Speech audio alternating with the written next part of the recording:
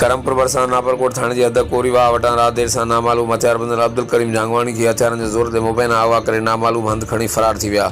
मुगी अब्दुल करीम झांगवाणी क्रमपुर शहर में सैलून ते कमु कंदो हो। राति देर सां घर वञी रहियो धाड़नि क्रमपुर वेझो नापरकोट थाणे जी हद मां मुबैना अगवा कयो। ॿिए तरफ़ नौजवान जे वारसनि वाक़े ख़िलाफ़ नापरकोट थाणे जी हद इंडस हाईवे रोड ब्लॉक करे लुंडी शाख वटि धरणो हयो आहे।